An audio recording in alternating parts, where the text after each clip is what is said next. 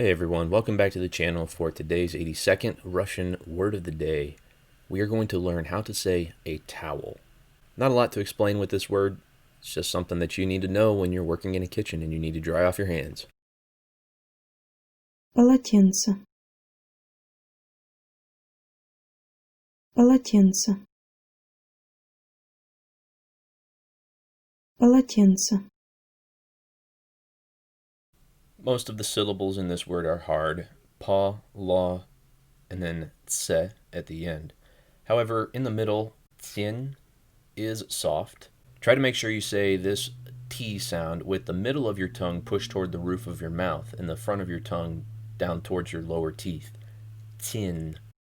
You have a few more chances to practice now at the end of the video. We'll see you again tomorrow with our last word in this first section of Russian word of the day in the kitchen. Пока for now. Полотенце. Полотенце. Полотенце.